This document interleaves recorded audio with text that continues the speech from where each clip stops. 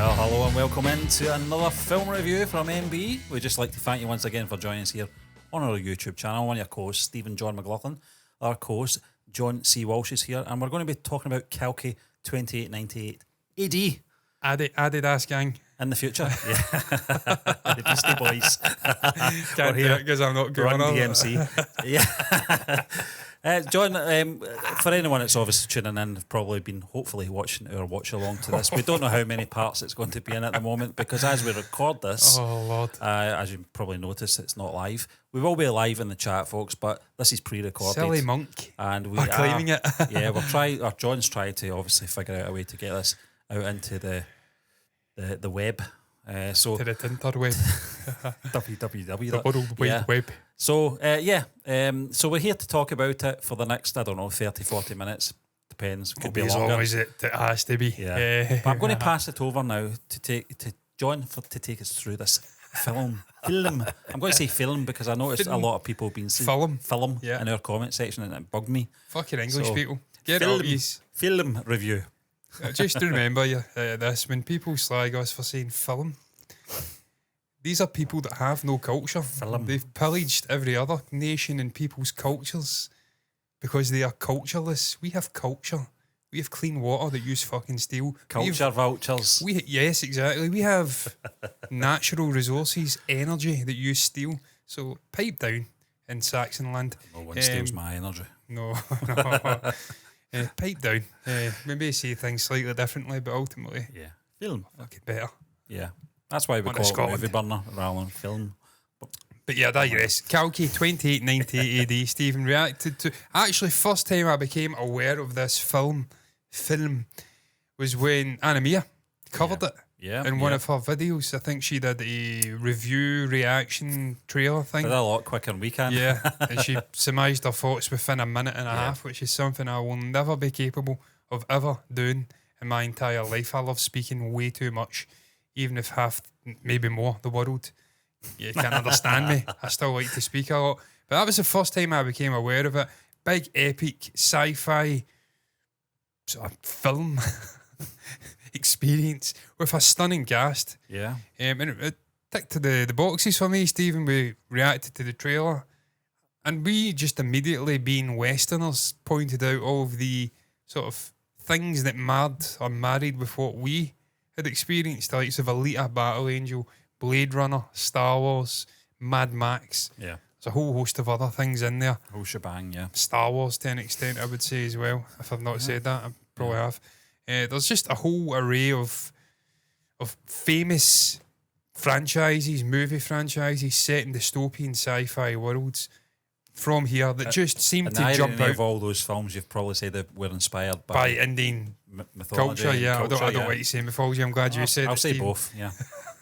The history. It happened. Yeah. Indian history. Well, and look, I wasn't there, so maybe it did. Yeah. Ultimately. But Stephen, that was where my background was in regards to this film. I don't know what I was doing there. In regards to this film and getting in to watch it. Didn't know a huge amount about it until perhaps a month to 2 months prior to it coming out. In fact, it was already out, I think, when Hannah Mia did her stuff on it. So, slightly fresh-faced, getting into this concept. Acutely aware that there was a spin-off TV show, animated show, I think surrounding the Bhairava character. Yeah, a kind of prequel type thing. It was a kind of anime style thing. So they're already, and that was another thing that made me want to watch it, the fact that Nag Ashwin, I presume, he's the writer, he's the director, is already plotting a bigger, expansive world. He's fought the characters out, he's got backstories. And Stephen, I think that's probably the best place to go into this. When we go into this film, it's very much a lived-in story. John, you said this during the it's watch like Star Wars. You said it's like we've dropped into the middle of the story. Yeah, because Star Wars, I can't think of any other film, sci-fi film or franchise where you're dropped into the middle of a story. Yeah, probably Blade Runner to an extent. Yeah, Blade Runner to an extent. But I think the most famous one is Star Wars: A New Hope, John. You're absolutely right. But it's gritty. Yeah. It feels like it's unpolished. It's a lived-in world. It makes you want to watch it a few times as well because it's like that. There's a lot of layers in the film as well. And as you said, you're dropped into the middle of a story. Don't get me wrong, I thought some of the sort of flashbacks, is it flashbacks? I'm not really sure, were fantastic and they served the story well. But structurally, I didn't have any issues with the story. I thought it just where they placed us just at that point, at the start of the film, in the middle of a story, was quite well done. It wasn't like, what's happening here? I don't understand. It was very self-explanatory. But I know we'll get into, obviously, the ins and outs at John. But yeah, I mean, that was my first sort of thoughts as well when we watched that trailer. Yeah. Was obviously the aesthetics of it reminded me a lot of the films that we grew up in. Yeah. On. And I think as well, just looking at star-studded. I wasn't on Tatooine. But Stephen, you did. You vicariously lived in these worlds and these stories, and it made a whole generation of people obviously think and fantasize and conjure up lore and what could have happened. That's why you've got great channels like Star Wars Theory and other channels who have created a whole, I don't know, community around Star Wars, and I'm sure there's other versions and other franchises. They've lived in that world. Well, talking about the worlds in this, John. Yeah. I was thinking in the middle of it, I was thinking, have India got some equivalent to the volume? Because there looked a lot of that kind of work in this film. Because there was a lot of landscapes, a lot of backgrounds, a lot of terrain covered in this. I think it's probably just a traditional blue green screen sort of It setup. looked really good. But Stephen, there was, I mean, right at the start, you've got this epic shot, real wide shot of, I believe it's the Ganges River, and it's dried up. And they're basically saying, and again, I'm going to blank on the name of this, I'm going to have to find this out as we go. This organisation, begins with a C, I'm sure, within the inverted triangle pyramid, they have basically robbed the raw resources, the complex, They've robbed, I forgot it. We'll get there. We'll get into that. There's a lot of information in this film. And you nailed it, Stephen, when you says rewatchability. It does have rewatchability, I think, and it's almost a necessity. And thankfully I get to do that by editing it, so I will be rewatching it, whether I want to or not. And I do, because there's a lot of information that even now I think I've maybe missed that would obviously come to me in subsequent viewings. But it's established early doors that they are, in a sense, I don't know how they've done it, but they have sucked the sort of resources from Earth, and what we're left with is a really barren and inhospitable environment. It's really tough for the remaining humans.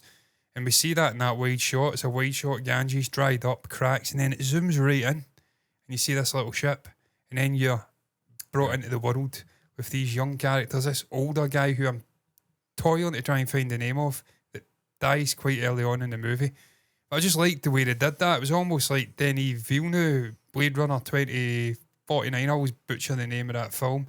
And it was Roger Deakins, the cinematographer, done a stunning job of making this massive world and doing an even better job of showing the humanity or the replicant sort of scale in the world and how small they looked. Ryan Gosling looking like a tiny little figure in this vast world. We get that in the opening 5 fucking minutes of this film. It zooms right in, and then you're in the human story within this greater environment. I thought that was really clever.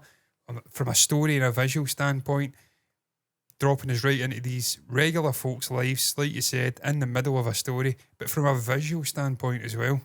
The fucking huge vista looked like a matte painting, maybe CG combination. It was just stunning. What a way to start the film. And really, it continues on with that, Stephen. We get just all these sort of different, I don't know about you, I just got a whole array of nostalgia and vibes from each subsequent shot we're introduced to, where it's like, that's Blade Runner, that's this, these characters. It felt, I think I mentioned Escape from LA at one point, that little shit kicker with the mullet and the 2 different coloured eyes, the minor villain. He's not a villain, he's not a joke. He's not a villain, he's not in any way a problem for Bhairava or any of the characters. I mean, he's not going to trouble him, Stephen. He's fucking holding him and talking to Budgie, basically saying, are you feeling okay? And this guy's trying to swing at him. He's just holding him and not even taking him serious. But we've seen him. I likened him to Kurt Russell in Escape from LA.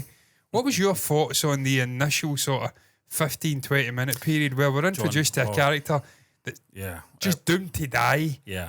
But sets up so much lore and so much. There was a lot of setup, John, and we can't really dance around it because I think, being honest, I think the first 15 minutes, maybe half hour, I would say, as long as that, we we're introduced to a lot of characters. Yeah. A lot of characters to take in. It served a purpose when you look at it, the bigger picture. Yeah. By the end of the film, John, I did say to you, I really enjoyed that, because there was a lot happening in that first half of the film. But I get why.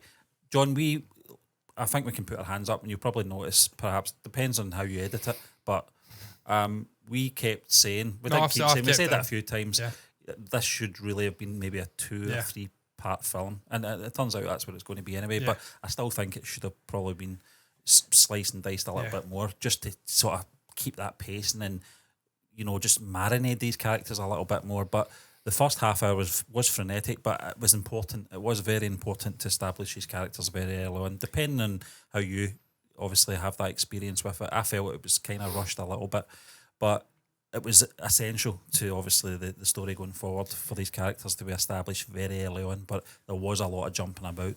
Yeah, I mean, we had the Shambhala Hidden City established, Mariam Vireen, I think, who's the sort of commander in that city, with the old guy who'd travelled and helped the little kids with water and whatnot, who also stands in front of Commander Manus, fights for this pregnant woman and tries his best to exert some sort of resistance.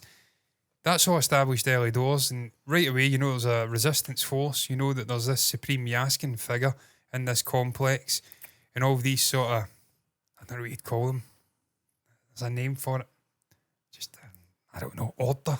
There's this sort of malevolent order, the soldiers and whatnot in place. That's all established within 15-20 minutes in this film. You've got the shit kickers, the opportunists, who are working to try and get some units and some move up the hierarchy. That's all established really early on in this film, and like you said, it's a necessity because they're world building here, even though we're dropped halfway into it. Well, I mean, it almost is required when you do that kind of thing. You're dropped into the middle of a story in a lived-in world. You need to establish what's going on, what the order is, who's the sort of rulers, who's the resistance, why they're resisting. This all has to be established and done in a really organic manner with as little of sort of, what's it you call it again, when the fucking C3PO used to love doing it. It's the name when you basically bring things. You're stating the obvious. Yeah, no, it's the exposition. Exposition, as little exposition as possible, because that bogs the film down, and we don't want that. This is a nigh on 3 hour movie. I don't think there was many lines in this where it did that, to be fair. No, but it was if clever. There was any, It was clever. They established it in an organic manner with the characters, just having natural dialogue. We know that Commander Manus knows of Mariam, knows of this Shambhala. We know that there's this Yaskin figure. We know that they're robbing the resources because it's just giving you, thrown it at you as the story moves, but it doesn't feel like exposition. It doesn't feel like it's forced. It's just part of the natural story. And hats off to Nag Ashwin for that, because that's not easy to do. Create a new world, a new sci-fi environment with unbelievable amount of characters in there. I mean, you're talking 24 characters, I think, at one point, and just making it all mesh together harmoniously. I thought he did a really good job. Obviously, Bhairava's introduced, Stephen, and it's a while. Yeah, it is a while. It's about a good 40 minutes. I want to say that's 35. probably why. I was thinking, where is he? Where's Brabus? Yeah. But once he comes in, it's that I'm not saying the pace slows down or anything like that, but certainly it focuses on him. Yeah. And it focuses on the one character for a while. I just felt the first 30 minutes before he steps into this story. What I've totally forgot, by the way, as well. I'm talking about the intro, getting thrust into the intro, and it's the Ganges and whatnot. It's not. The intro's that epic battle sequence, and it's Krishna, I think, and obviously Ashwatthama. Yeah. In the aftermath of this unbelievable battle, there's bodies everywhere. That was unbelievable. Just the way that was framed, the shot of the little sapling in the ground, that dialogue between them, him firing this sort of energy, sort of sphere thing into the unborn child. That was just what a way to start the film. Yeah. That was absolutely stunning. And Amitabh Bachchan, I know he was de-aged, but he looked cool as hell, man. Yeah. And just you don't know they're so big at that point. Obviously, it's like that classic mythological stuff where in the past people were 8 foot tall, like Thor and the gods and whatnot. Clash of the Titans were all much bigger than the current day man. You don't know that at the start because they're very much each other's sort of matches. But also when he comes in later on, Ashwatthama, you realise he's absolutely enormous. He's significantly taller than like Gandalf. But Shire, yeah, exactly. Yeah. He's significantly taller than Bayrava, who's a big man in his own right. The big man. But yeah, sorry, I totally forgot about that. What a way to start the film. Yeah. And again, even then, they're giving you a rundown, and then that unbelievable animated stuff going through history into the present day. God's not coming back. And they're basically pleading, why won't you come back? I just thought that was really cool. It was, John. It was essential again to the storyline that, you know, it was laced throughout. Obviously, when they discover the bow later on in the present day, it all harks back to these events. And then we obviously see, I think Ashwatthama's awakening scene as well was fantastic. Yeah, that was goosebumps. Yeah. Obviously with a young kid. And that sort of, I don't know what it was, like a kind of Colosseum or something. I don't know what it was, but just his awakening was because I thought, oh, here we go, this is all going to fucking kick off. And it all aligned, didn't it, with obviously some 80 or Sumatra. Well, sort of breaking out of the complex and obviously discovering that she's got not only a baby within, but it's the most significant baby you can imagine. And it all just started to fall into place at that point. Yeah. And it really did pick up a pace again, because there was a point, Stephen, you're right, when Bayrava was introduced, it would, for me, dip slightly. Don't get me wrong, you had a lot of action in there, and hilarity.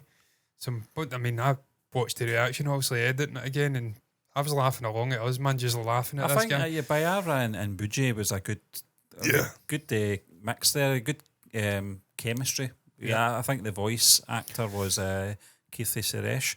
Do you know, I don't know who she is, but we discussed her briefly. I went, that voice sounds so familiar. Obviously, she's anyone been in watching a few this things, would know obviously who she is, but she was in a few things. I think we might have checked on her when we were actually done, just to see, because her voice was very distinct. And I thought, I wonder if that's a really famous actress. But I mean, she's been in quite a few things over the past 20 years, John. Yeah, in terms of film. Oh, she was very cool. And look, I feel like in this kind of film, this kind of concept, you do need like an AI sort of robotic droid kind of. But the chemistry figure was great. I thought. Yeah.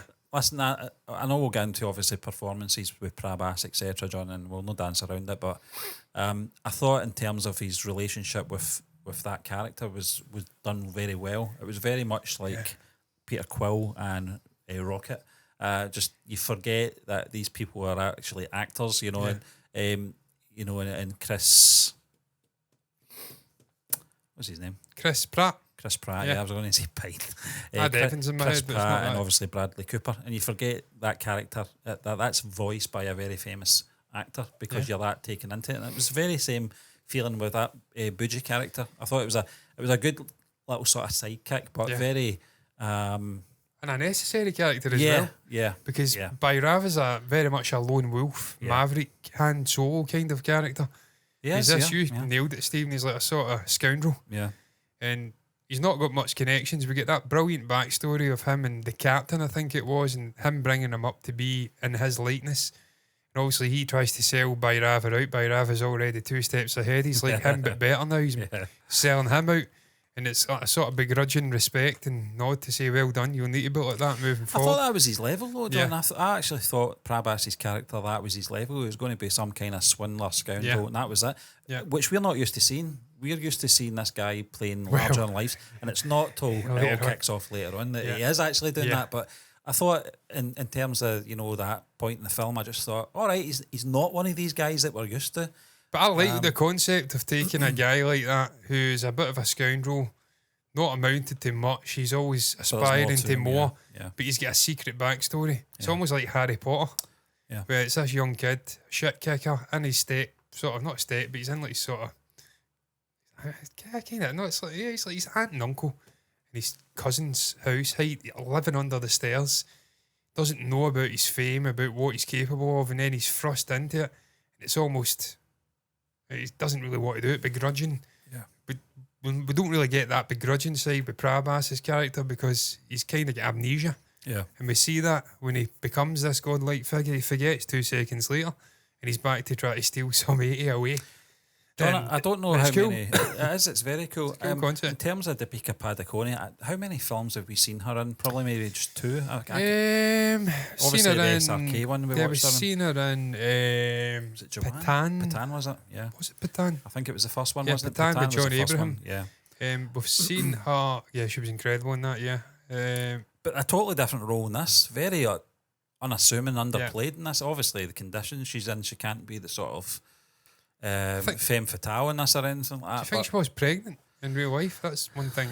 Well, you mentioned she was. Yeah, she gave birth fairly recently, so I do wonder if she was pregnant during the shoot. Yeah. That may be limited. Because we know she can do action and she can do great sort of stunt work. We've But seen for her this, doing. I thought It was a more grounded Yeah. human story. Yeah. Where you get to see the fragility of the actress and we get to see a different kind of acting performance where she's with a child. She's pregnant. It's a weird way to word it. Yeah. And she's trying to hide it. With child, child, and she's also trying to hide it. And she's what not to keep just the a child. the one. Yeah, it's the Yeah. chosen one. Yeah, Yeah. it's God coming back. If he ever left, we did in this. He stayed away. And yeah, she's a really interesting kind of character. Yeah. It's not one that I've seen her play personally before, but I've not seen her entire filmography by any means. So maybe she is shown this kind of performance. But she's one of the absolute standout characters. To the point where, Steve, we were like, what is going on here? We've got Prabhas in this movie. We've got Kamal Hassan to an extent in this movie. He's not hugely in it. He's in and out. Maybe about 5 minutes total screen time. We've got Amitabh Bachchan, we know is a legendary actor. We've not seen a huge amount of his work, but we know, and I know of the name. I mean, I've not seen anything this guy's in outside of this. I know that name. We're absolute beginners, John. I read that name and I'm like, I fucking know that guy. Yeah. And I know his face. But realistically, they're all taking a back seat. Yeah, I mean, Aswatam is out the movie for a huge chunk. Supreme Yaskin's just a peripheral figure. He's up doing his thing, waiting for this serum to come. It's really Bhairava and then some 80. And in terms of importance to the story, for the vast majority of the film, Bhairava's taking a side sort of seat. He's not the one. No, not yet. He's not the main guy. Yeah. He's in the movie and he's funny as fuck in the movie at times and he's got a big presence, but he's not the guy. Yeah. Which we were kind of taken aback by. It was more the Pika Vadikoni with this very different kind of character who you were kind of drawn to. Stealing apples. She was stuck in this horrendous sterile environment. She was trying to make the other mothers or pregnant women, because they're not mothers, they're science experiments. It was a lot of prison, yeah. They make them feel comfortable and whatnot, and it's completely different. You could not buy Deepika Padukone as a prisoner in there, though, John. I wasn't buying her in their period because she's so much better looking than all the other women in that place. And that's deliberately done. She's always in makeup. She's always got her hair done. Well, not done, but it's better. The rest are all without makeup. You could say the same about Prabhas as well, I suppose. Yeah, of course you could. The guy's immaculate. Yeah. You know. But even he's sweating and looks just dirty as hell. He's been lying about. He still looks far better than everyone else. And it's deliberate. They're pairing them with stars. little shit kickers. But Stephen, the Prabhas character, man, Bhairava, I mean, there's just some unbelievably funny moments with this character. At the Baldy moment with those two big baldy soldiers, Mitchell Brothers we called them, which is an EastEnders soap opera joke from over here, which will fly over everyone's head. But just his interactions, he's kind of floating through the air and daydreaming about the complex, howling at it. Just the music was almost like a fucking jazz number. It was just mental. There's so many funny moments early doors with that character where he's beating the shit out of these guys. He's sleeping on the floor. He's not taking them serious. He knows he's a cut above. And he's just funny as hell. And it's a funny performance. Don't get me wrong, we'll get into Prabhas. There's times where he's acting, you're like... Yeah. We can do that just now. You want? I don't know. I think we should, because we've got to... You can't... yeah, there's just times where I'm like, I'm not really having him. John, but I'm like that with a lot of actors at times, and I do... I mean, I like them. And I don't just mean Indian actors, I mean actors in general, where I'm watching them and going, why are they so famous? You know, why? Walken, you know, you know. Yeah. Sean Connery. Listen, I know this might be controversial, but sometimes Robert De Niro as well. I'm like, absolutely. I'm like, Robert De Niro is just certainly the last 20 years. Yeah, you know, and but I get it. You know, it's a presence more than anything. Prabhas has got a presence. Yeah, he has. He's got charisma, but sometimes I just think, look, telepathy. But I mean, he's kind of laughing, and it's like Gronk's just get a touchdown for the New England Patriots 10 years ago, and he's like laughing comically over like a cornerback or something he's just caught the ball out of and fucked into like another universe. He's like, oh. That's what he was doing at points. Now I'm like, sometimes I'm just it's questionable. In terms of performances, but you think of the sort of bigger picture though. He's in this film. It's almost 3 hours long. Yeah. he carries the film well as well. So there's a big responsibility on the actor. John, we're used to seeing him in what was the first films we saw? Bahubali, part 1 and 2.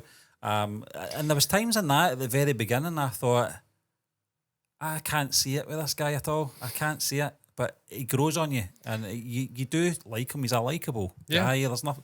No, I mean, he's got very relatable aspirations. He wants more. He's in this bleak environment. Very little money. He's having to rob Peter to pay Paul, fighting tooth and nail just to be able to pay for an egg. Yeah. He says at one point, all this running around doing these jobs and it's just enough to get an egg. We'd have to hit the jackpot to get into the complex. So he's this really downtrodden guy who's got people hero worshipping him. Yeah. And I'll be honest, you can relate to the aspirations. I didn't relate to him initially. No. Because I thought he's not what I expected. No. That's my issue. That's not obviously the character or the filmmaker's issue. That's my issue. Because I was expecting more from him at this point.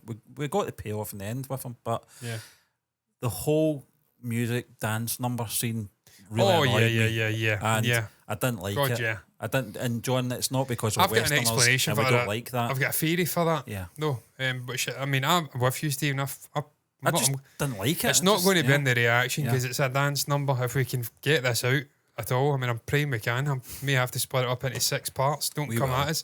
Yeah. But I'll find a way. But that's not going to be in there. But I'll tell you right now, I'm as upfront and honest a person you'll ever see. What you see in front of the camera is what you get off the camera. I'm telling you, I says to you, Stephen, what the fuck is happening here? Yeah. What is this? This is nonsense, man. Yeah. They're out in this open world. It's meant to be in this inverted pyramid above this city. It's big, but it's not that fucking big. There's mountains. Yeah. But I think that's his idea of a complex. My explanation for that would be it's him daydreaming about living in this, I don't know, Shangri-La version of paradise in his head where there's mountains and he's got all these riches and he's drinking champagne or whatever. Was it the character Roxy? Or it was Kira? Roxy. Was it Roxy? Yeah. Was Kira the one that got killed? The couple that was helping? Could have been. We didn't like that either. Yeah, Kira, yeah, that was just such a pointless thing. Yeah. Because again, the guy with the mullet, the minor villain, sort of vulture who's trying to act as a go-between, he's a bounty hunter. Yeah. He is meant to be getting sacrificed along with the Kira character. Obviously, her husband survives again. I think he gets fucking shot 5 minutes later. There's a bounty hunter that's called SS Rajamili, John. Yeah, that's not him. No. Yeah, I've totally missed SS being in this movie. I'm not going to lie, and I know what he looks like. Yeah. So it's not what I don't know. I'm just wondering. I don't. I know obviously he's got his connections with Prabhas. I get that, but I'm just wondering if perhaps maybe he's going to be involved in this universe. That'd be amazing because we spoke about it, Stephen. But apologies, I'm nearly dying here. We spoke about the saber-toothed tiger. I always struggle with the saber-toothed tiger. Yeah. And the CG was fucking terrible. Again, I won't admit it wasn't great. Oh. And we says, why can't we not just get like SS Rajamouli or whatever CG house, if that's what you call it, I think it is, on board to work on the CG. If you're going to put animals in there, he's genuinely the best I've ever seen it doing it. I've not seen, even in a Western movie, animals animated like that in my life. Don't get me wrong, it was a little bit fantastical the way they were using the animals. But he did it with a fly, didn't he? Yeah, he did it with Iga. Yeah. So, I he's there, he's part of the cast, why not just ask him? Yeah. For contact, can we get... But getting back to that, John, get back to the Kira, I can't remember the chap's name. Yeah, I mean, she sacrificed her life and we assume she took out, obviously, Mullet Boy. And then he pops back up. And I thought, dead. Oh, come on. You know, what was the sacrifice for then, you know? Again, I think it's just establishing, I don't know, maybe just and I'm reading into this, establishing depth to the world where she's so in awe of a pregnant woman she's not used to seeing pregnant women because they get whipped away to this complex. They serve as a vehicle, these people, don't they? Really, they're just carrying the story along, getting her out of one situation. Yeah, exactly. They're MacGuffins. Yeah, that's the easier way to say it. A MacGuffin. Steve, Kira MacGuffin. Commander Mana, Stephen, what was your thoughts on Saswata Chatterjee's character? At the start, couldn't take him serious. A little fat faced. I think I called him a chipmunk cheat. Was this the one that had the sort of collar thing? Yeah, I just couldn't take him serious. Like one of those things that dogs get put on at the vet. Yeah, in my mind, he was kind of like the equivalent of Grand Moff Tarkin meets Darth Vader. I wouldn't even go that far. Yeah, but he's like a I sort would of say dark helmet. And yeah, that's how he came across at times. But they were also trying to portray him as this sort of, I don't know, bureaucratic. yeah, he was a bastard. Yeah, like sort of. Yeah, and it was, you know, Military right up to figure. the last sort of shot in the film, he was. Yeah. But He was I don't an annoying know. bastard. Yeah, I mean, He got better, I think. it just wasn't convincing enough as the sort of villain in the film. I mean, he did some villainous things, but I don't know. I don't think he had a good presence about him, if I'm being honest, you know. No, he didn't. No, he definitely didn't. But what I love was they established he's this sort of menacing figure. I don't Yeah. know why, because he wasn't to me. But they establish in the world he's this sort of outwardly benevolent. He's throwing half-ate fruit to the crowd and they're all fighting for it. Yeah. Obviously, he's killing people. Well, he's not fucking outwardly benevolent. He shoots a pregnant woman and kills her. I mean, come on. Yeah. But you know what I mean? They're establishing him as this Yeah. sort of menacing figure. Then when he's in the presence of Supreme Yaskin, later in the movie, he is flinching when he's like, Yaskin's who's a trying to kill different me level. He's the villain. he is a villain. No, he's he a was proper- menacing. Yeah. He was menacing. he was. He and had presence. And that's just obviously down to Kamal Hassan, you know, Yeah. his performance. Even and, the voice. but even Really the deep. voice and obviously the CG work involved in creating that character made it what it was. But it was. You weren't having the giant sort of mechanism thing to get up to where he was, though, in his sort of his quarters yeah, at yeah. the top of this Transformers, inverted yeah. pyramid. Yeah. You weren't having it. You're like, why not just use like, stairs or something? Or No, an but it looks elevator, cool. Yeah, yeah, It it, does looks look. cool. Yeah, it was the hands, wasn't it? Yeah, it was pretty cool. But Stephen, he had some brilliant lines, man. Yeah. The Supreme Yaskin, he was talking about the greater good. The greater good is, do you know how many lives yeah. the greater good has killed over? It was an interesting Yeah. character. And the other interesting character, I don't know the name, John, maybe you'll know it. The guy with the kind of longish hair, he was going out and discovering the bow and stuff like that, and he knew the sort of yeah, lore. he's down there. Um, It's Councillor Banny, very cool looking guy. Anil George. Yeah, Anil George is Yeah. just so cool, man. That was a good character, a very interesting Just character. as well. visually really intriguing. He looks menacing. He looks more menacing than Commander Manus. Yeah. Just from a visual standpoint, he was giving me Javier Bardem I don't know fucking anything vibes. about, I don't know why. From what I old don't know. country. Yeah, I mean, I don't know anything about that Saswata Chatterjee, is it? Yeah. I don't know what he's been in or anything like. He's got a familiar face, but He definitely has, yeah. He's got a baby face. I think that's what it might have been. Yeah. He just looks quite. He looks like Paddy a little bit. I Yeah, he felt does, like yeah, if yeah. Paddy was a lot older, Yeah. he kind of just softly spoken. That's little baby Praveen, one face. of my good friends, Praveen, who's from Hyderabad. Funnily enough, the same place this company that keeps bought the videos from. Yeah, Bastards. have a word.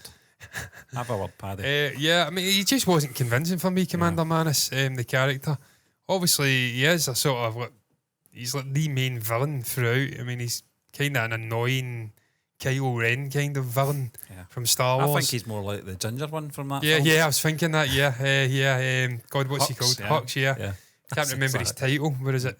Captain or General Hux? I can't remember. General Hux. General Hux, yeah. He was kind of like one of those annoying kind of villains where thought very highly of himself and just a pain in the arse right to the bitter end. He's like, he appears in a Shambhala place with a whole army but he's still hiding up in the sky, and then he comes down when the hard work's been done, tries to steal some 80 away. He's just a shit kicker, an annoyance of a character. And just on a sort of menacing level, I couldn't take him serious. Yeah. So yeah, that's Commander Manus sort of checked off. They tried. It was a bit of a letdown. It looked better without the collar thing. The collar thing was just ridiculous, really. What did you think of the whole Shambhala side story stuff, Stephen? Obviously, they're establishing this lore. This is the sort of rebellion's hidden city. Again, I don't want to just keep picking out Western franchises and stories where things ring a bell to me, but I simply would be I would be doing myself a disservice if I didn't reference Tolkien. Yeah. It's like Rivendell. It's a kind of hidden city. A lot of films do that. Yeah. Matrix did it as well, didn't they? Yeah, they I did, can't yeah. remember What was the name of that one again? Zion. Yeah, I'm thinking about the ship, the Nebuchadnezzar or something. Yeah. Yeah. Yeah, Nebuchadnezzar, yeah. Yeah, oh, fuck. Yeah, I mean, a lot of films do that. They would have a sort of holy land, I suppose you want to call it. Yeah. Aesthetically, it was really impressive, John, and it did really remind me of a lot of the Tolkien stuff as well. But I mean, The tree was kind of obviously Lord of the Rings, Tolkien. yeah. He was inspired by a lot of history as well. So whatever way it comes around, I don't know, and I don't really mind, to be honest with you. I thought it looked really good, and it was a good base as well, and it was a good sort of place to sort of have the sort of final sequence, if you like, as well. And they also did a good job of connecting the audience, because I was cringing when that sort of fight was happening. I was worrying for the tree. I was destroying this beautiful place. So they did a good job of establishing that. Obviously, Mariam, I think she gets killed, which was disappointing, because she was almost like a sort of semi-Galadriel kind of figure to me. That's really... She exuded power. Maybe not physical power, but... Mothma, Yeah, exactly. She exuded... She commanded her respect, Yeah. She, even from the start, struck me as a person of importance. Yep. She was what Commander Manus thought he was. Yep. But obviously she's taken out, and that's kind of Yeah, disappointing. she had a lot more elegance about her. Yeah. Self-respect as well. But that was a sort of yin and yang between those two characters. He was the total opposite of her as well, so perhaps maybe that was deliberate. Yeah. But I just couldn't get into the character at all, Manus. I just didn't think he was convincing enough, and I thought he'd have bit the bullet long before the end of the film, but he didn't. But yeah. All good things come to an end, though, and he does come to an end at the end of the film, which is good. I'm sure he does. I just think in terms of the way they dealt with the characters right up to the very end was very good, John, because it makes the sequel very much anticipated.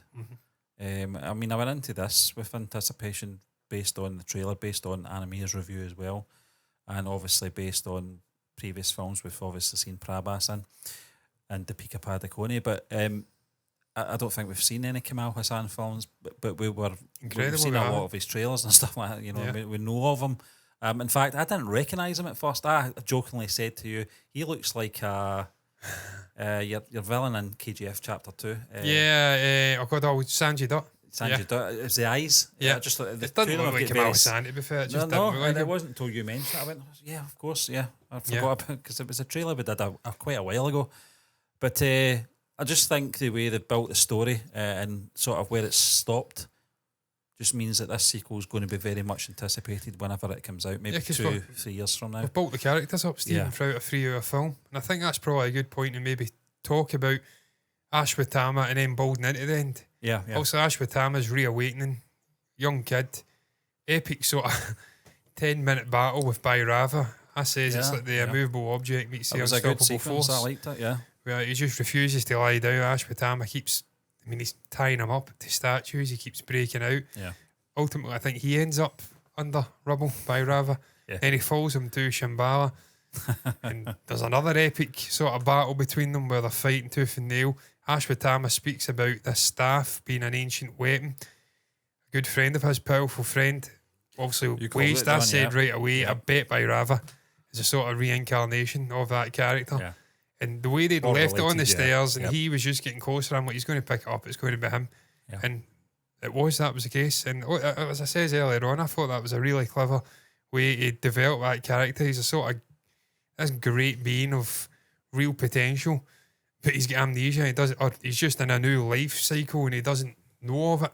Yep. And when he picks it up, he takes on this heroic persona, which is the complete yin to the yang of Bhairava. He's not a bad guy, but he's very much a scoundrel. Selfish kind of guy. As much as we've said that about Prabhas not being an amazing actor, John, he did it in Bahubali Part 1 and 2 where he played the father as well. And you could see the contrast between the two performances. I think we're going to get the same when we see Part 2 of this. I think obviously Bhairava will be there, but it will be taking on a new sort of level in terms of responsibility and maturity getting into this second film. I think the second film is going to be a lot darker. Yeah, just, probably. Well, the way it's going. Yeah, because Yaskin's going to. You just know he's going to end up getting more serum or something. Yeah, he'll become more powerful. Almost be like imitating the Mummy, mixed with like Voldemort and Harry Potter, where he grows into power and then becomes a real formidable foe. Maybe the middle to second half of Part 2. I presume it's 2 parts. Then you'll get this epic sort of showdown with Ashwatthama. I don't know if some 80's going to be. I don't know what kind of time jump we're going to get, whether she's maybe gave birth at that point. Obviously, I think it's Arjuna is the name of the Bhairava, sort of powerful being that he's reincarnated as Arjuna. Because they do that flashback with the chariot. Yeah. And sort of, No, is it Arjuna? I don't know if that's the other guy. I think that's the other guy. This is what we had this conversation. Arjuna before was we the come on, guy who was. and we got them confused. Yeah, he was all powerful sort of guy who thought he was untouchable, and it was actually the Bhairava character who was friends with Ashwatthama, who was obviously really. He was having the back and forth. He's barely moved my chariot or something like that, and he's like, yeah. But he's not get this bow. He's not got this power, and he still moved your chariot. So how powerful is he? Had that great sort of interaction. Yeah. I just liked the way they developed it, Stephen. I liked the way that they combined all of these very different kind of stories together into a sort of, I don't know, something that worked at the end. It became a homogenous sort of whole at the end. Is that the right word? I don't know.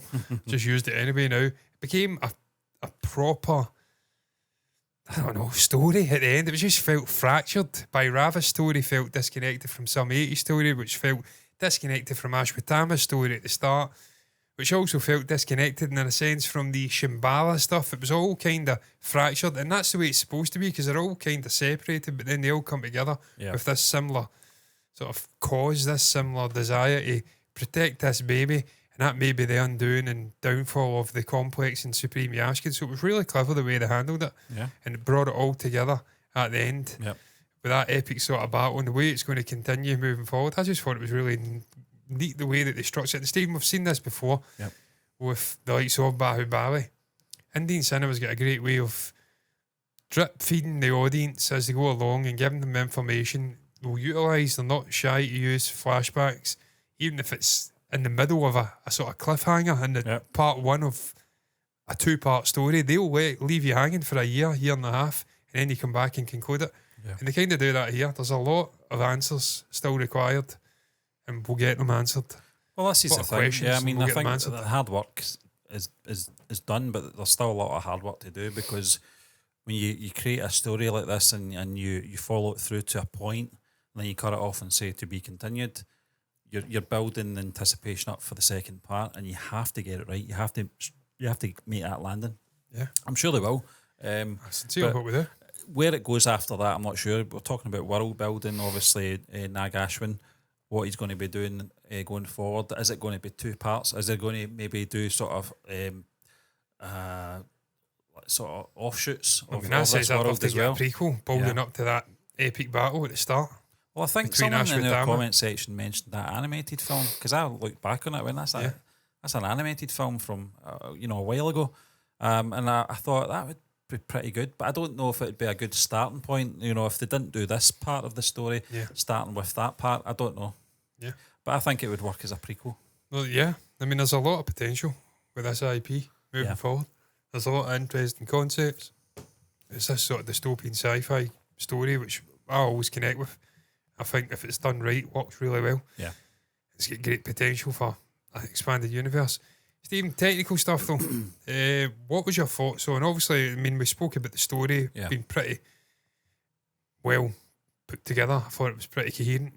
Also, the editing team have got a large part to play in that, because they have to take the director's vision and make it an actual real film. And I thought they'd done a fantastic job. I'm not going to lie. There was elements but could have been cut maybe. I think 95% of the CG for me was bang on. Yeah. Some of the vehicle stuff, John, you said, they've not made Lego or any sort of toy deal or anything like that, then they've missed a trick, because a lot of the vehicles in this were really well done. You forget a lot of them was probably CG.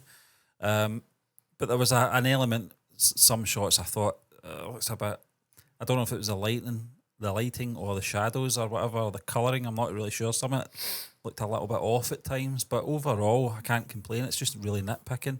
Some of the wire work was terrible. The wire work, atrocious. Some was really slick and some was atrocious. Yeah. Don't know what that inconsistency was about. Yeah. Maybe the actors overacting. Could be, yeah. It's like Hayden Christensen and the bloopers for what was it? Attack of the Clones. It was that one, where he was falling out. It wasn't him, it was some fucking random. Yeah, it was one like that. Yeah. It was terrible. Yeah. Dreadful. That's not how human beings fall. But technically it was a really well put together film. As I said, earlier was on, stunning. It felt like they were using the volume, but I think you're right. I think it was mostly green screen, but it didn't look that obvious. In terms of a lived-in world and the characters or the actors, interacting in this sort of environment, I felt they did a really good job. Oh, I agree. When I watched Anamia, sort of, obviously I kind of slightly done some touches to put it up, and she was putting images up. Yeah. I'm like, how's this going to work, man? This looks like 5-6 different films. It was intriguing. Yeah. As a concept, you had all these sort of futuristic looking things and dystopian and lived in like gritty looking elements, but they all felt disconnected. You kind of get that in the film. It's all these different sort of environments and they all have different vibes.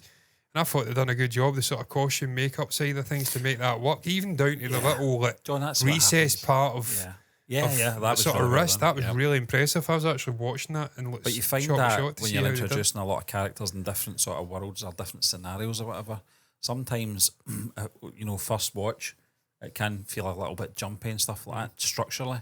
But I felt that with Pulp Fiction. I felt the first time I watched that, I went, this is all over the place. Yeah. It's one of my favourite films because of the structure. Yeah. And I'm sure if I watch this a few more times as well, I'll probably get that sort of same feeling. I went, this is really well put together. Yeah, once you know the sort Technically. of what they're trying to achieve, you can go back and watch it and see. I mean, that's connecting to that. They've done that really slightly.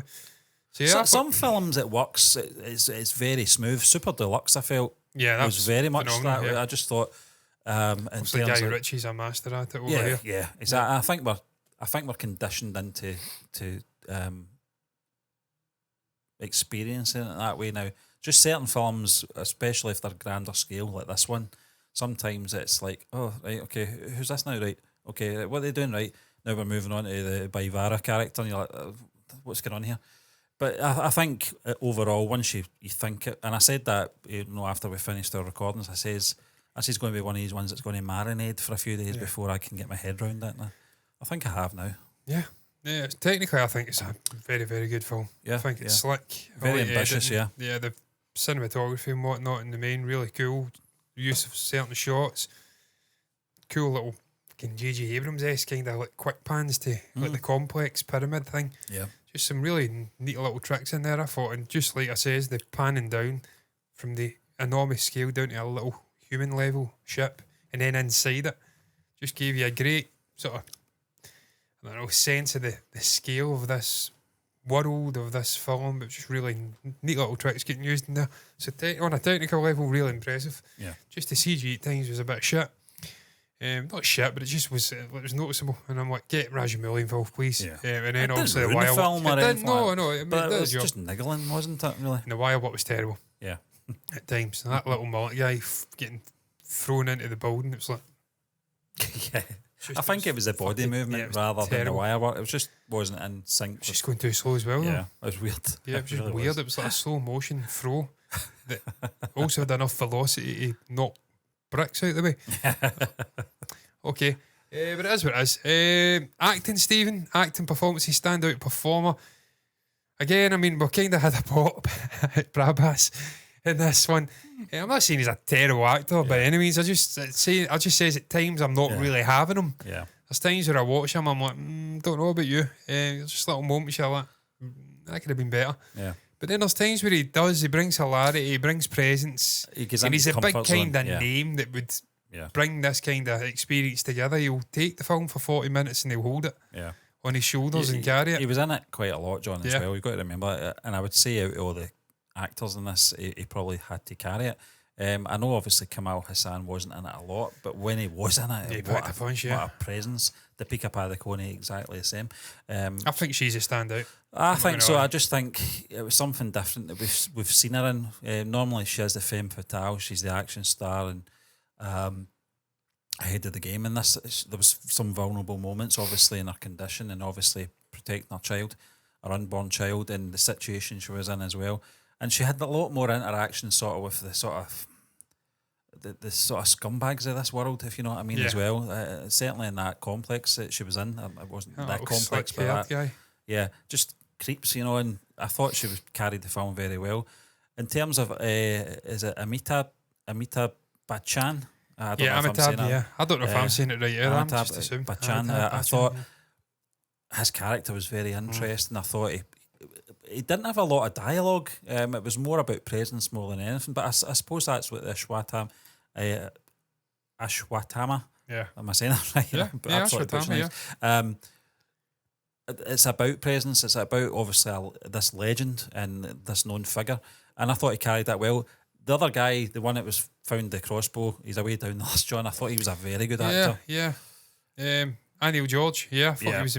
Listen, even Hamish Boyd, who sounds like a Scotsman. Yeah, very. You've likened him to Jeremy Irons. He was kind of in there, but he had a Yuri, couple of moments in there. But Anil George, cool. I thought he was really interesting. Anil George was very, very cool looking. But for me, I think the Pika Padukone was the. I'd agree. Was a standout. I'll probably, when we get to the second film, it'll probably will be Kamal Hassan at that point. But I think in this film, I thought she did really, really well. No, I do. I definitely think it was the Pika. Just different kind of performance, playing like you say, as a kind of not fragile, but vulnerable kind of character, and it was just a really human performance and some great delivery in there. She has her own little epic moment where she walks through the flames and whatnot, so she's got sort of varied performance in there. I thought she was a standout. Final thought, Stephen, before we round this up. John, give it a little rating out of 10. Yeah, a very enjoyable film. I felt it started off a little bit over the place, but once you see the full story, you understand it was necessary, because of obviously there's a lot of characters you're dealing with, a lot of world building as well, and in terms of pace, it's almost a 3-hour film, if not a 3-hour film, and you don't want to waste too much time in that sense, because it's a 3-hour film. If they were going to do it in 2 parts before we get to the next part to make it a trilogy, it could have worked out a little bit better to sort of establish the characters. It probably would have made a very boring film though, the first part, so I understand obviously some artistic choices had to be made there, so I can't really degrade my rating for that to be fair, but I felt as it went on, we grew into the characters and we got a lot of good action sequences, a good score as well. I know we didn't mention the score, John. I thought the score was fantastic in this. It was very good. And I think the responsibility from obviously Nag Ashwin taking on this sort of story as well, where you've got well-known figures from Indian history in here, was a big responsibility in how you deal with them without offending or upsetting people. I thought, obviously from our perspective, I thought they did enough to just give us that presence of these figures. I'll just hang on my mic there. I'll check it. And it'll probably be fuzzy now, so you're not hearing my rating, folks. But I think in terms of story, it was very interesting from obviously our perspective as outsiders, I would say. I don't like calling us outsiders. I think we've got enough experience. But in terms of obviously, certainly, in terms of a legend, we're obviously new to a lot of this stuff. But I felt in terms of the story, it was very interesting. I thought the acting was fantastic. And I can't wait to see the second part now. For me, I'm going to rate it probably a 7.5 out of 10. I really did enjoy it. It was a good action film, a good action, adventure, sci-fi, epic, drama, fantasy. It'd have a bit of everything if you actually think about it, but it was really good. No, Steve, no, I can't add much more. Other than to say, I do like these kind of dystopian sci-fi films. I love Blade Runner, I love Mad Max, I love these kind of films. And when they're done well, they're usually a very good watch. And fair play to Nag Ashwin, taking a kind of fresh concept and bringing it to the masses. I don't know how fresh this concept is in terms of, certainly outside of India. It's a fresh concept. I've not heard of this kind of idea being established. There's a lot of inspiration. Well, I'm not saying he's garnered inspiration, but I can see a lot of things that may have been inspired by that, by this, by that. I don't know if he did that. It might be a completely unique idea that he's just brought to the mass.